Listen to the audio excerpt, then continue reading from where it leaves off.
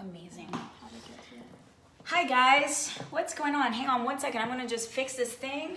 As you know, it's Coach Yadi here. One second. Let me just fix this so we can have a better view. And that's my friend. That's Dr. Kat Meyer. She's amazing. So thank you guys for hopping in from everywhere and all over the world. I'm Coach Yadi. You've probably seen me before on Educate, Inspire, Change. And I've been a transformation coach for 17 years. And I've also done 2 weight loss shows called I Used to Be Fat and Fat Chance on MTV and TLC. So I've done this transformational work for a really long time, helped hundreds of people. And so this whole platform, you know, and the reason for the intention behind it is to really help you become more of who you are in your true self-expression, and also, you know, to teach you about the body and your well-being and how your body actually manifests into form based on how you're conducting your overall life experience, the thoughts that you think about yourself, the thoughts that you think about the world, whether they're heavy or light. That's exactly how your life experience is going to be like. So thank you so much for joining us today. And what's so freaking funny, and I'm gonna introduce this beauty right here in a second. What's so funny is that I could have sworn that we were on the Educate, Inspire, Change page, and we were on my page, and I'm like wondering what is going on. This is so weird. Usually there's so many comments. So we had to like switch over, and that's the reason for us showing up at 12:15 versus 12. So just to give you a little bit of insight of our awesome fun moment when we were like, oh, this is interesting. Perfect timing perfect timing. Yes, and of course I wanted to bring somebody who can really, you know, has the expertise of relationship topic and also sex, love, yoga. She does it all, and this is my really great friend, Dr. Kat Meyer, and not only is she a great friend, but she is truly an expert at what she does, which I'm so excited to share her with you on this platform here today. And, you know, when we talk about self-love, and when we talk about relationships, and when we talk about de-shaming jealousy, how all of this, not only is it going to help you in your relationships and self-love and also de-shaming yourself around jealousy, because it happens to all of us, but what is it? How does that happen? And stop being like wronging yourself for even feeling that. But how does it actually affect your overall well-being, your body, how your body actually shows up because of the thoughts around what you have around all these 3 topics, right? So without further ado, yeah. And I'm also going to be on the computer chiming in because the camera is just a little bit far there. So if you put any comments, I'm going to do my best to check it out on here and see if you're on here right now. If it's not showing up on my computer, I'm not sure why. Try refreshing it. Let me refresh. Yep, and see, this is how much love we have for each other. We got each other's back. Yeah, yeah, we have each other's back for sure. In whatever human process we show up in, every single one of them. Wow. Yeah, so Kat, just brief us in a little bit just about yourself so that they can understand a little bit more about what you do as well. Sure. Before we get into the topics of, you know, relationships and self-love and de-shaming jealousy. Yeah, my favorite topics. So my name is Dr. Kat Meyer. I'm a licensed marriage and family therapist. I'm also the founder of Sex Love Yoga and the host of Eat, Play, Sex podcast. So very much in alignment with what Coach Yadi talks about is this concept of embodiment. So when we can learn how to be in our bodies and we can learn how to take care of it so that we can tune into the subtleties that come up in the body, the contractions, the expansions, that body intelligence that's constantly talking to us and helping us to create the exact love life, the exact sex life, the exact life in general that we've always wanted, that we actually want. So this is incredible to be here and be able to talk about how these things impact our health and how our health impacts it. Exactly. It's like both. It's not just a one-way street, right, guys? So I just want to, let's start with self-love, right? What is self-love? And, you know, how can we practice it? And what is not self-love? Yeah. Let's actually talk about yeah, what is self-love? Just in your opinion, in your professional opinion, what is self-love? You know, it's self-love I see in all kinds of places right now. I'm seeing it in articles that are written, and they're talking to you about how to get over a guy in 10 days or whatever. And at the very core of all these magazine articles or books is it says, and have self-love or work on your self-love. And we're reading this and we're like, well, how the fuck do we do that? I don't even know if I could say that. I love myself. And we're like, well, how do we do that? What is this? And what do I do about it? Because we do have thoughts that come up. We do have contractions in the body. We do have uncomfortable feelings. And sometimes we can end up shaming ourselves because we don't have enough self-love, right? Mm-hmm. So we can look at self-love and break it down. Well, I think self-love in general is just this remembrance of who you are as this being. It's a remembrance of the perfectness of your design. And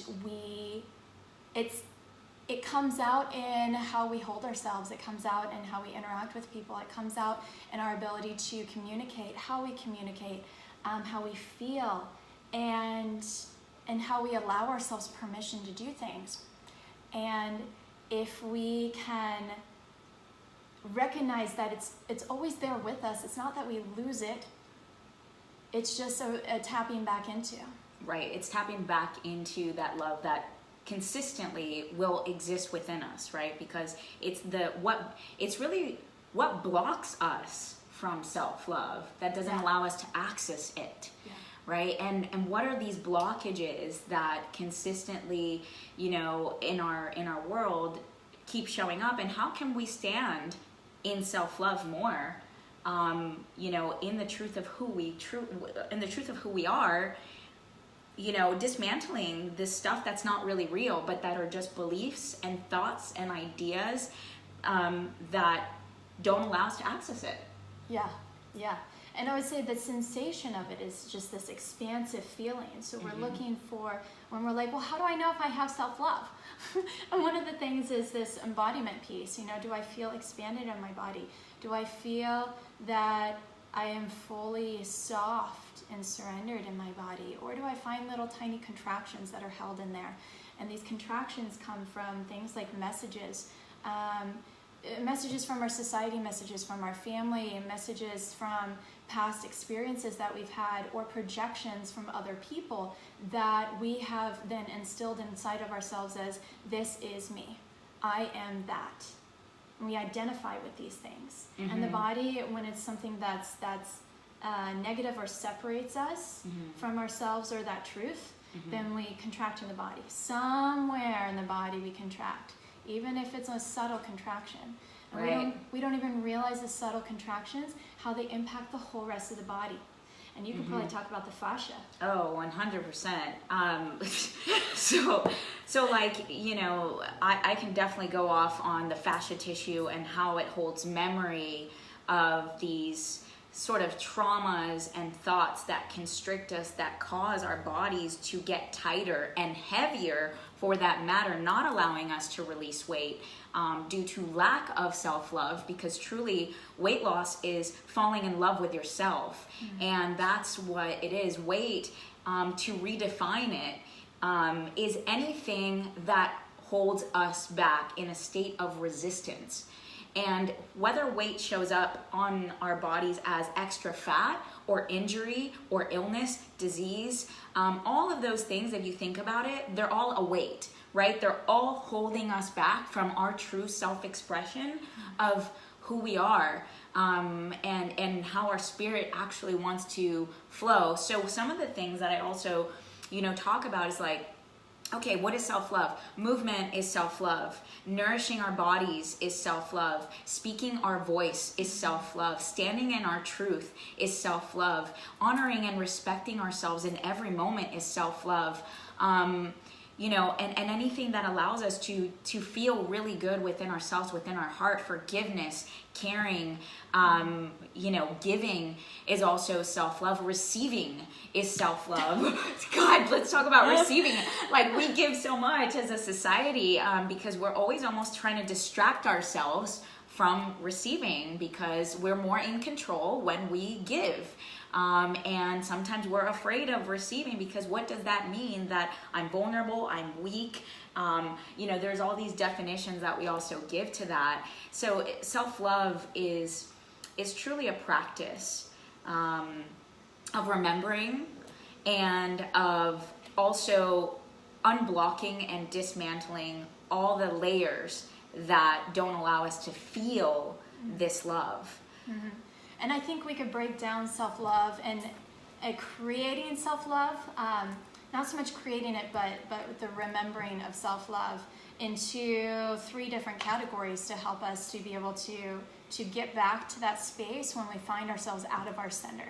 So we can look at self-love as a mentality. We can look at it as a physical sensation, a physical embodiment, and we can look at it as behaviors. So, and actions that we can take to get back to that center. Mentality-wise, it's seeing myself as deserving. It's seeing myself as perfect, as doing the best that I can with what I have, and I can do better. It's allowing myself to see the humanness and the compassion part of myself, that I am having a human process, and it's okay. It's okay to not be okay. We can also look at it in terms of physical sensation, as Yadi was sharing about the types of food that you give yourselves. Does it cause inflammation in my body? Does it cause me to have stomach aches? Or am I eating foods that help me to stay sensitive to the internal process, or the body intelligence that's coming up for me? Do I feel good? Do I feel light? Can I dance? The physical, and then the doing, the behaviors. Am I dancing? Am I caressing myself? Am I allowing myself to be held? Am I asking for support? Am I making decisions based on what feels good to me, going towards something that's pleasurable? Or am I making decisions based on some punishment ethos, where I make a decision to avoid criticism, or make a decision to avoid pain? Totally. And actually, I just had a comment on here. A woman I just saw, that she said something along, I can't seem to find it right this moment, but it said something about her fibromyalgia and her precancerous cells. Is that a lack of self-love? Do you want me to go into that, or would you? Go for it. Okay, so we are co-creators and creators of what we experience.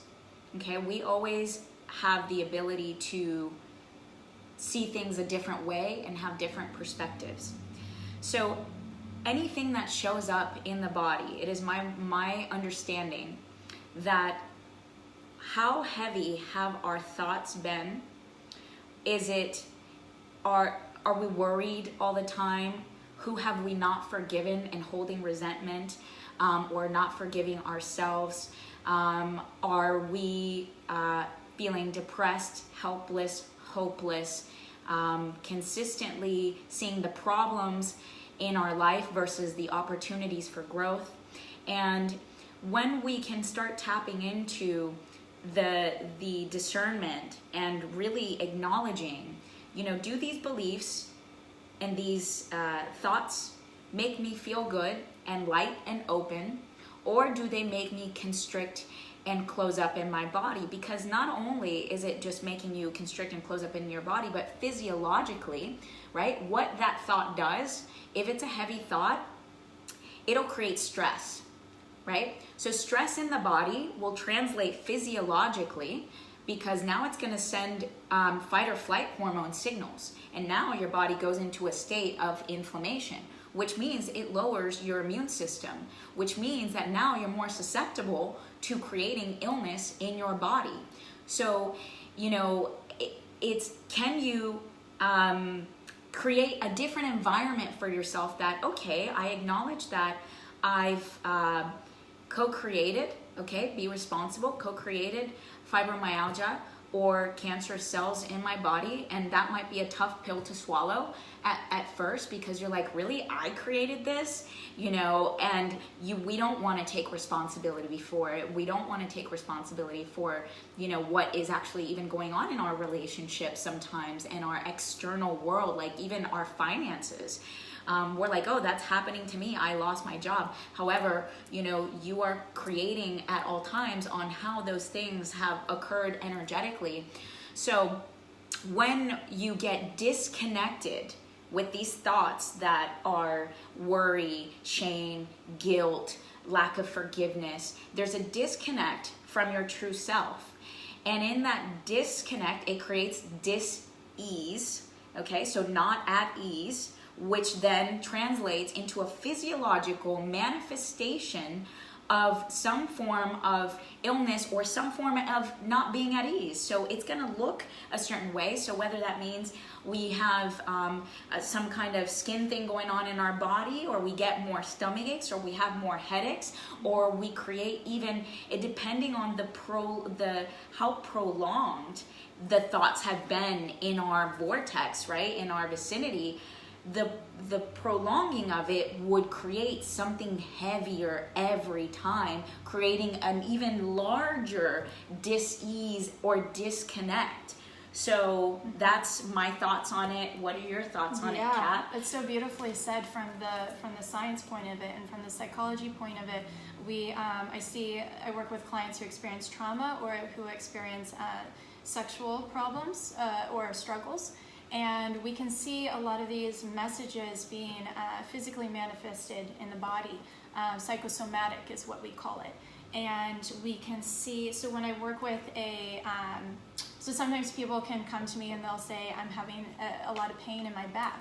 Or say they come to me and they have a past trauma that they experienced. So in working with them, and I do what's called EMDR, which is a brain reprocessing technique that connects all the data from a specific trauma, we can help to unlock that contraction.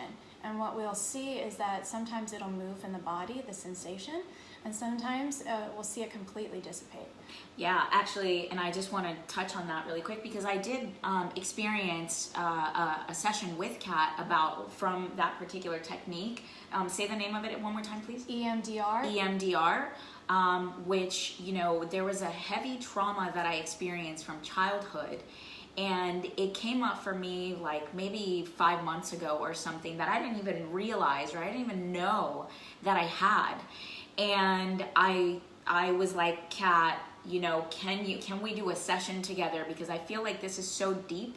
I don't know that I can coach myself out of it, right? Because as a coach, I'm also in the experience. So of course we all need support and assistance when we can't get through it ourselves. And that's the, you know, power of community, and that's the power of having other people around us or experts that can help us undo some of these things that are very, very much ingrained within our psyche, within our bodies, etc. So what I can say from that, I was at a level 9, I believe, and it dropped down all the way to a 1 in the level of traumatic experience I was having.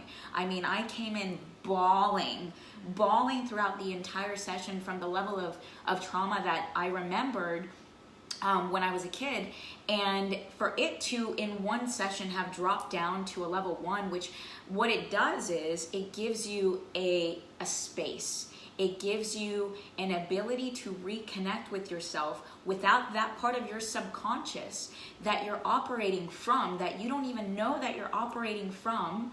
And a lot of the times you protect yourself or you behave in certain ways with other people, not even knowing where that comes from. And luckily, you know, it was brought up for me and I was able to experience that. So if, you know, you guys need any sessions of that kind of work, please like contact her or somebody, you know, in your side of the world, right, that also does it. Yeah, because it's important. And go ahead. And what we can see is this can manifest in our sexual struggles as well. So when I'm working with women who may not have experienced, you know, quote unquote trauma, but they have instilled in themselves that they're not enough, that they're not deserving, that they Maybe that sex is bad, that they can't have pleasure, or pleasure is something to be scared of.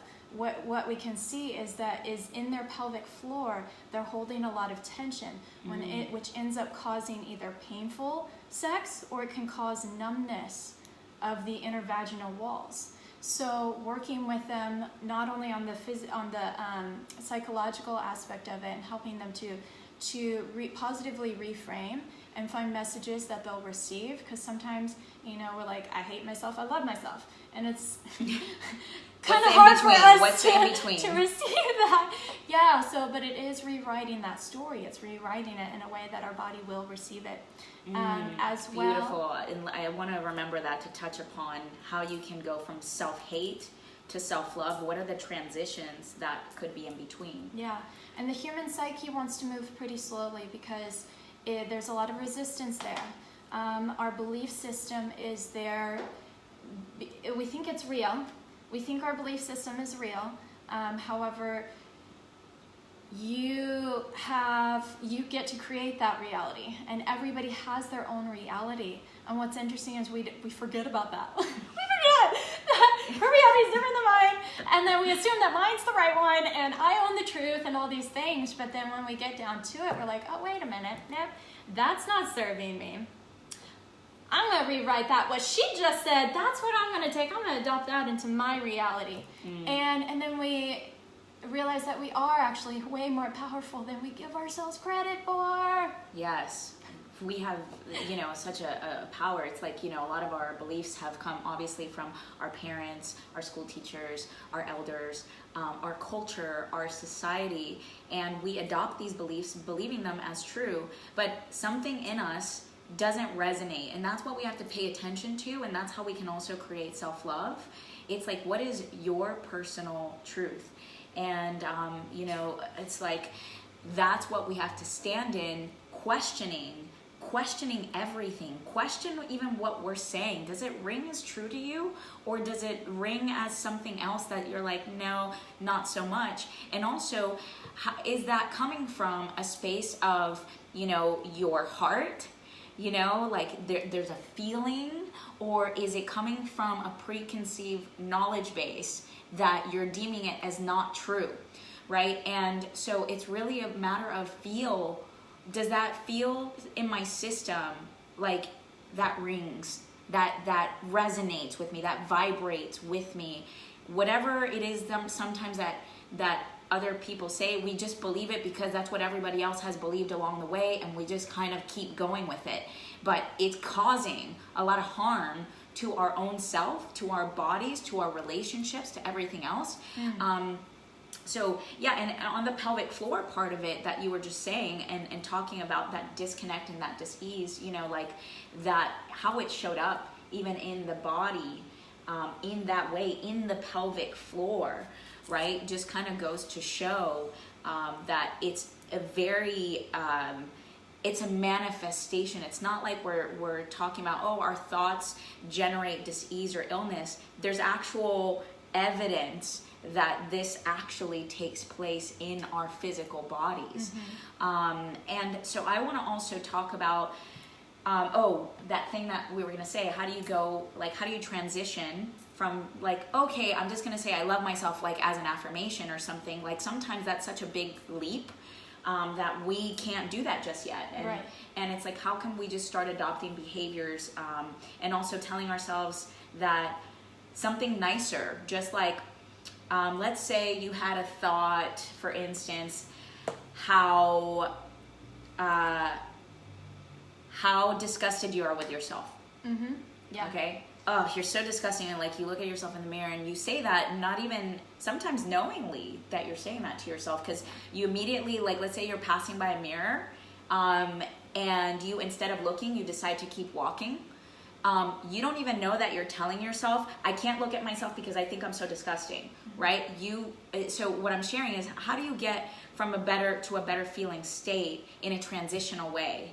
And, you know, Kat, you can also talk about it. One way would be like starting to acknowledge something that you do love about yourself. Whether that means, I love how kind my heart is.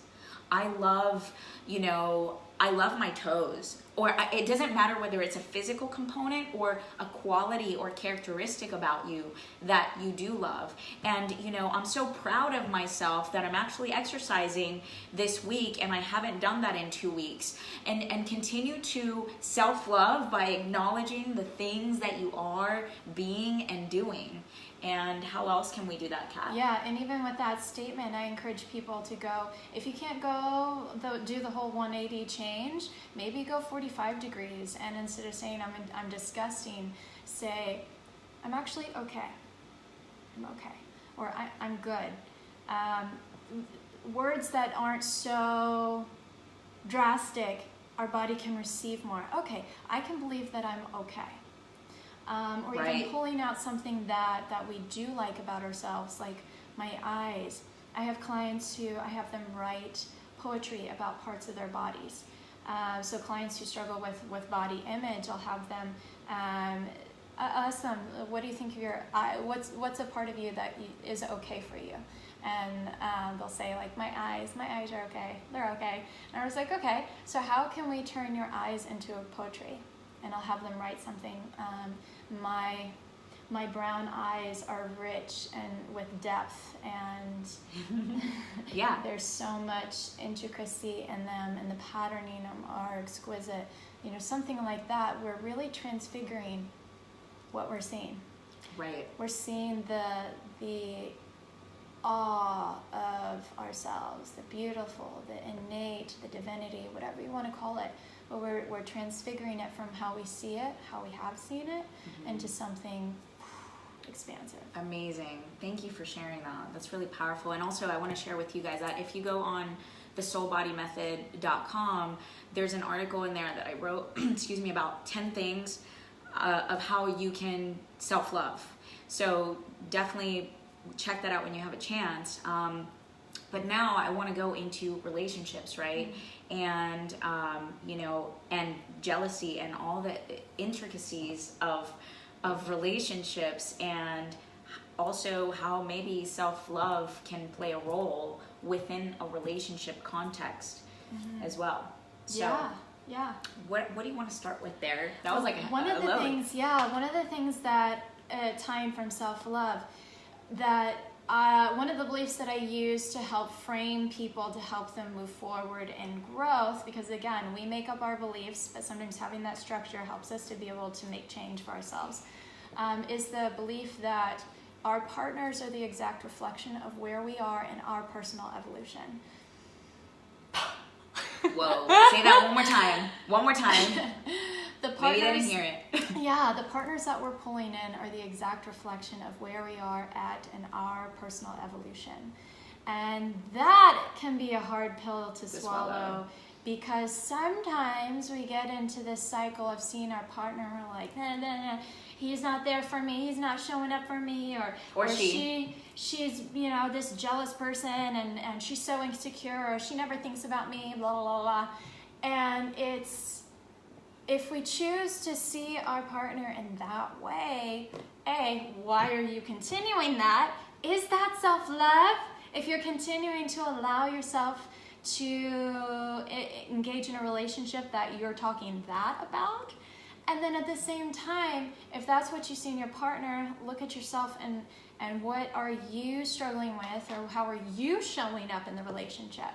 This is a great tool to use because it removes the blame, and it removes the pointing fingers. It removes the tearing down our other partner, and helps us to take ownership and accountability of what we can do. Right, that's kind of like not being responsible for our own choosing, right? And it's like when we continue to blame our partners, which are, like you said, a reflection for us to see how can we give ourselves more love, right? Like usually if there's some kind of discord, in my experience at least, it's been like, you know, it's not what he's doing, it's like, where am I not showing up for myself?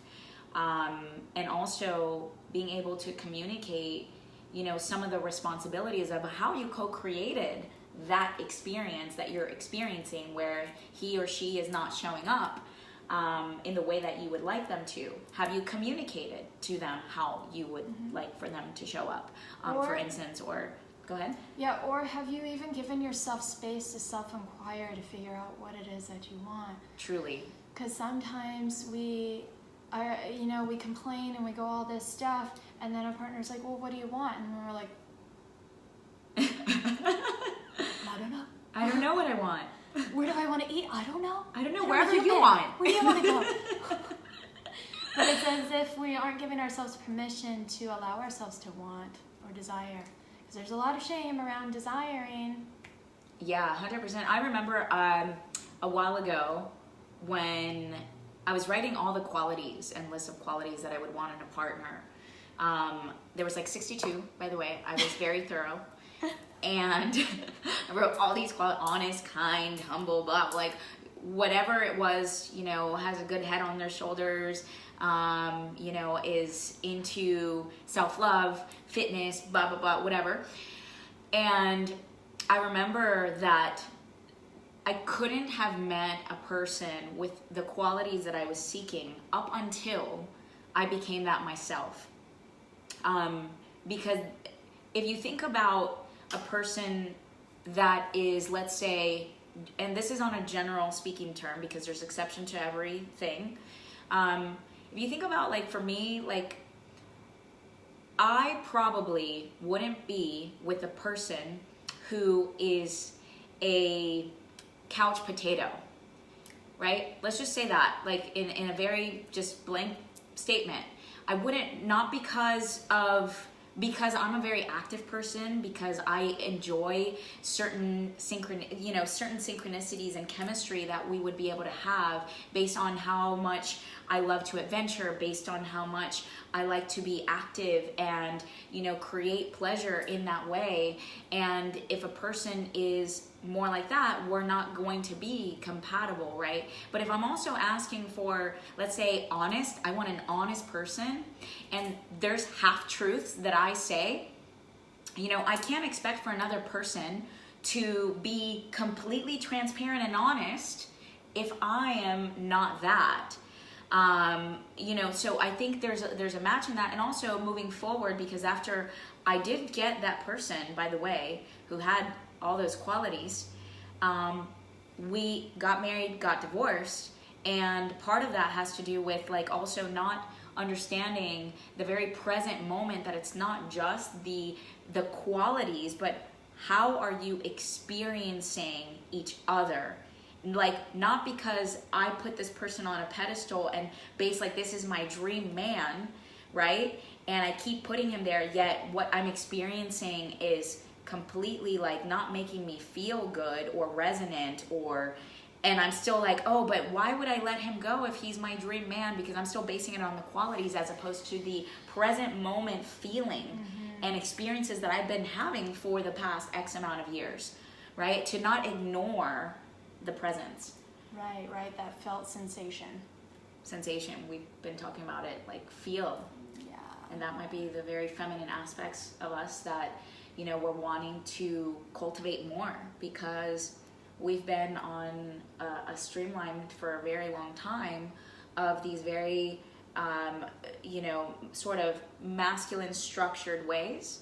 And everything, I'll make it happen. Everything feels like it's very preconceived instead of feeling.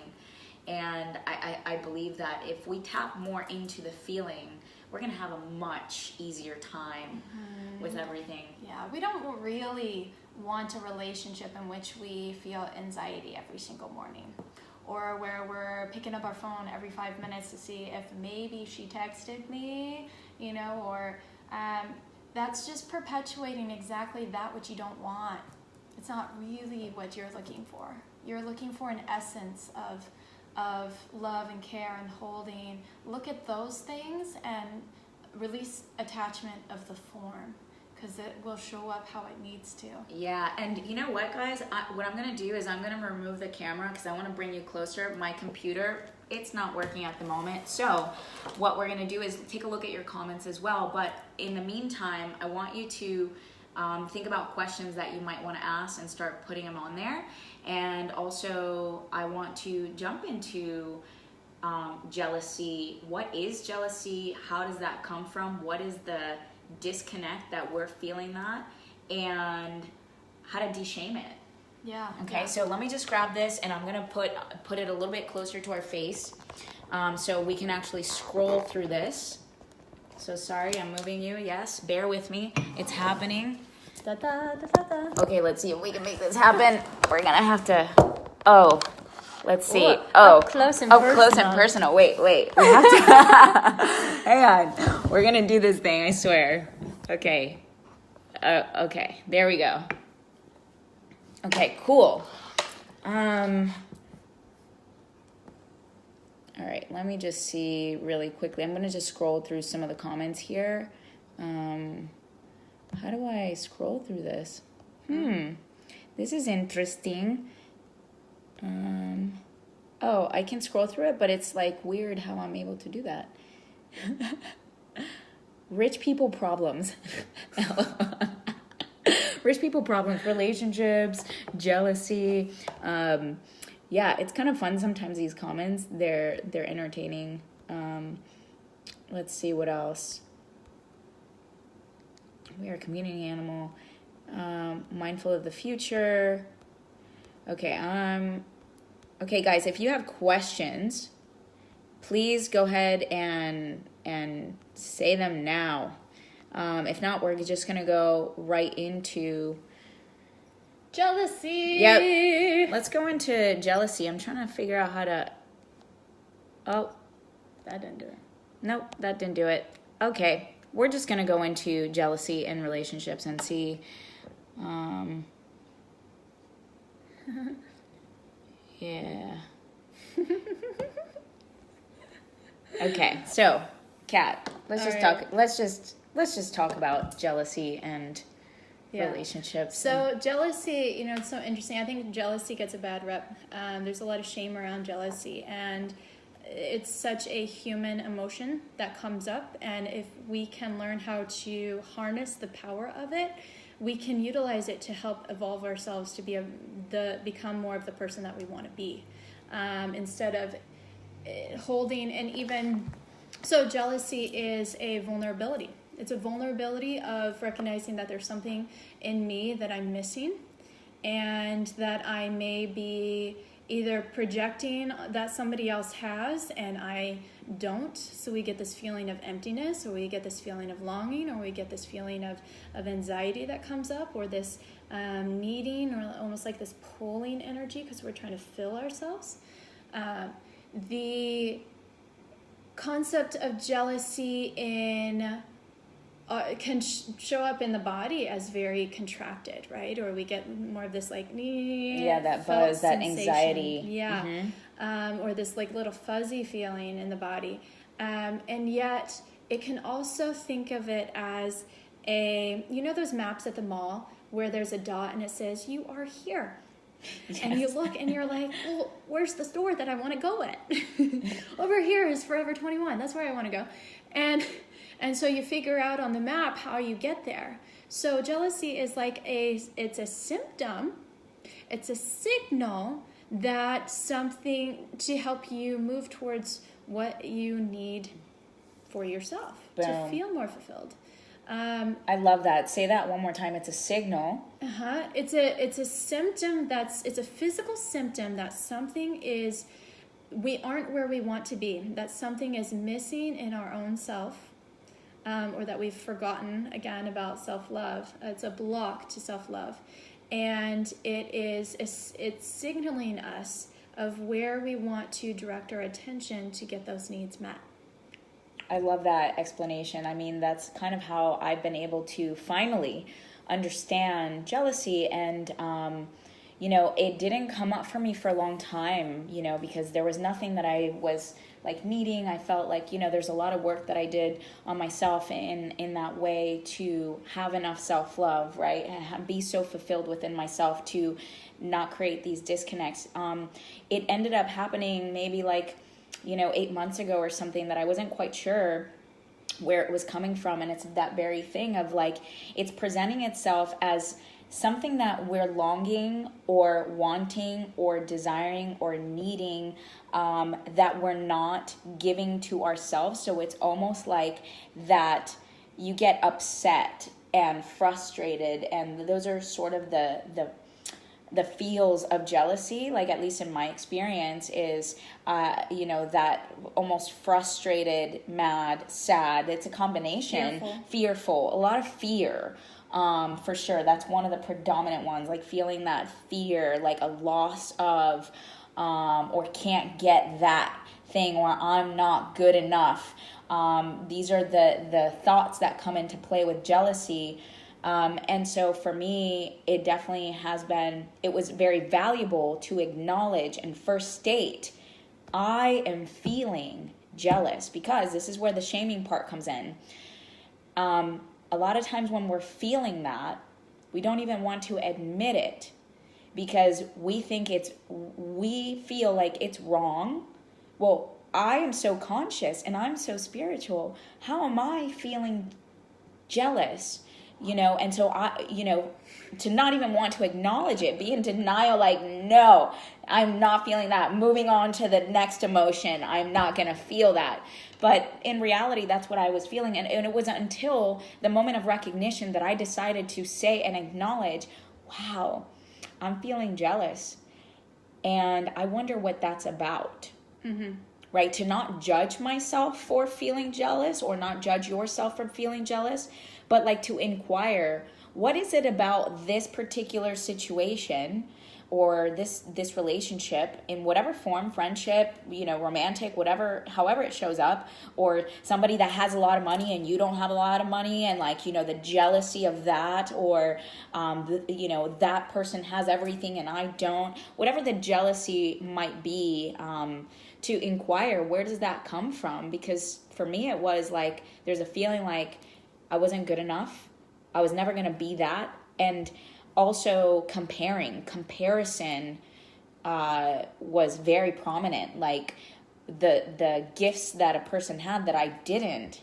And that's not acknowledging of my own shine and my own gifts. So it doesn't matter who you are or where you are in the world. These feelings can come up for across the board, probably everyone that I can imagine. And jealousy is there for a reason. Like I said, your needs aren't being met. So we don't want to shame even that, oh, I'm jealous, therefore I'm not in my fullest level of self-love.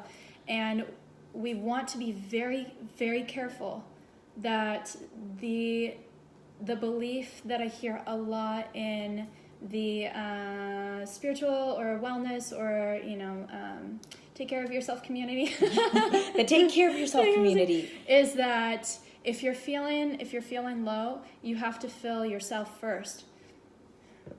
Now, what that can do sometimes, we prize self-sufficiency in this society, but what we can end up doing is end up shaming dependency, or when we just need someone. So please be careful with that in yourself, because what we can do is end up trying to process it in our own minds and try to take care of it our own selves. And we are social creatures, and we thrive when we can allow ourselves to interdepend on each other. Correct. So these beliefs they're beautiful, and they're not black and white. We have to take them, and we allow ourselves to be guided by them. But if we aren't keeping ourselves in this perfect, rigid belief, then we feel like we failed, and that's not what we want to do. We want to invite people in. At the same time, jealousy is a signal, again, that something's not being met. In relationships, it can be a signal that, maybe I get jealous of my partner flirting with somebody, or somebody flirting with my partner, and the jealousy can come up. The jealousy of, I have something that you want, and I'm afraid that you're going to try to take it from me. And that can be a very real signal, and we can shame ourselves for having that, and we can tell ourselves, oh, that's irrational, or that's I shouldn't have these thoughts or feelings. But really what that can do is bring up a conversation that you have with your partner. Hey, I'm having these feelings. And then you create intimacy because you allow your partner to see into you.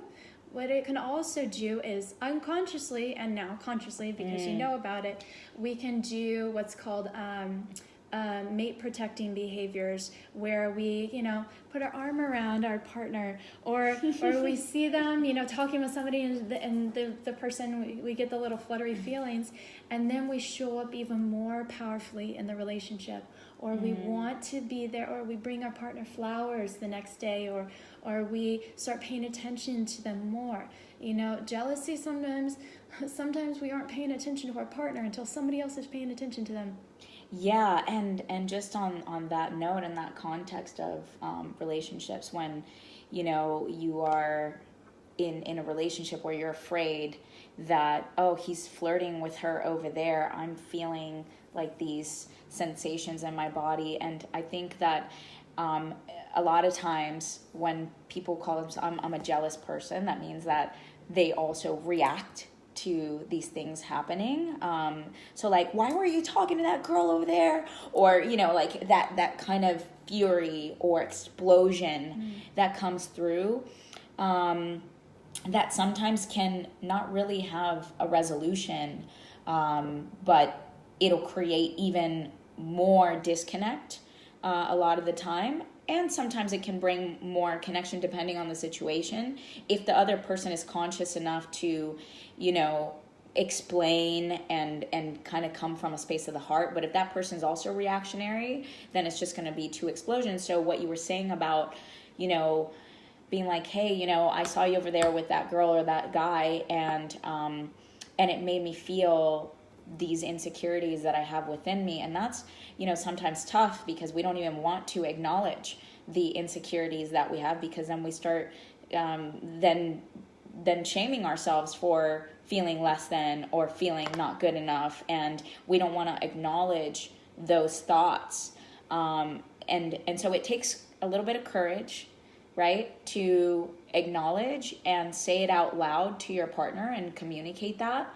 And so what do you think about that, Kat? And don't you want to be in a relationship in which you can be your authentic self in every human process that you're experiencing? Or do you want to be in a relationship where you have to hide these parts of you because you're afraid that they won't be received, or you're afraid that your partner will be like, this chick, she don't got her shit together. Like, I'm going to find myself somebody who got their shit together. So it's the concept of not being consumed by your feelings, but feel the feelings and participate with them in a way that's giving them permission to be there, and still, how do you want to navigate with them or have them interact. Cool. Be very, very careful of identifying yourself as a jealous person, because you're owning that, and it becomes a lot more difficult to change something in which you believe that is who you are, to your core, to your being. And guess what? You're practicing it.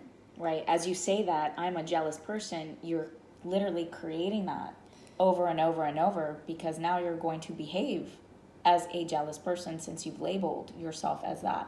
There is no jealous person. There are parts of you that feel jealousy. There are parts of you that experience jealousy. And we can allow that part to be there. And we can learn how to bring them to the board meeting table to talk about, what's going over here, and they can really help you. Yeah, and seeing jealousy is also like, oh, I'm experiencing jealousy, to again inquire, like, what is it that I am longing for or feeling in this moment, and that way you can really tap into what it truly is, instead of it just being jealousy, but what is in between, what's the texture in there, and what are some of the other thoughts that you can then release and let go that are probably a lot of times not true, but you've believed them as true. So, and I get into more about jealousy I'm leading a free webinar next Wednesday, August 1st. It's navigating jealousy and other intense emotions in relationships.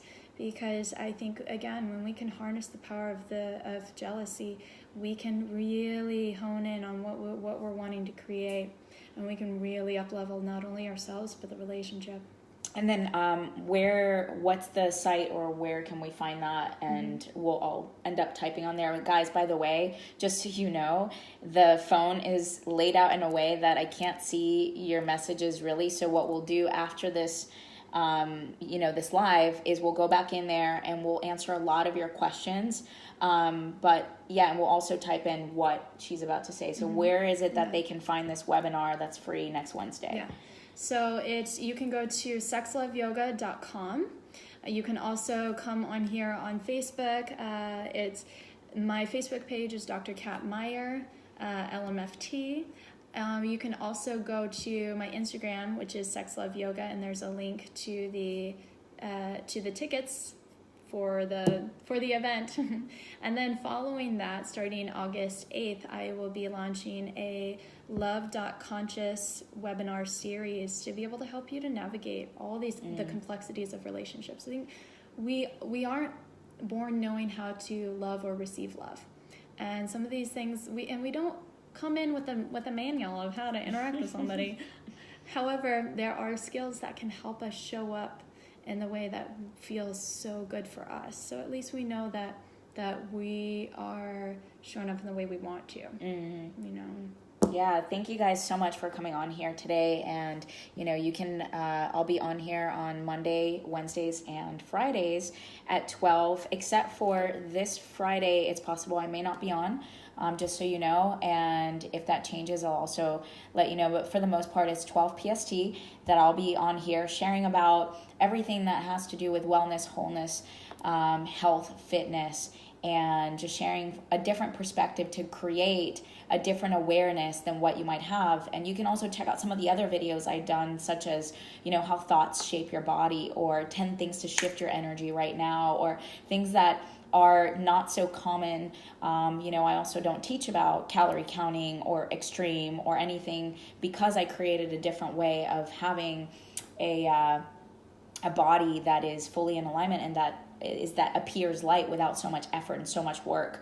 But it's these things and these conversations that we've just had with Kat that really is about the reducing of resistance and stress through things like communication, things like just sharing about self-love and jealousy, and framing it in a different way so that you can release whatever that tension might be that's creating stress, which creates a level of dis-ease or discomfort or pain in your body and overall how you experience life.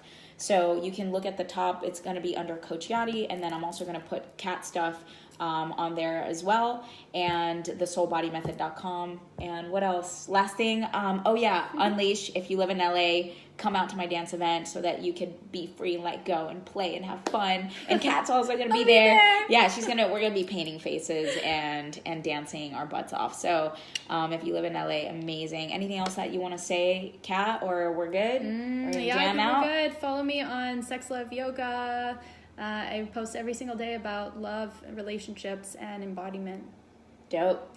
Amazing. Peace out, guys. Much love. Bye.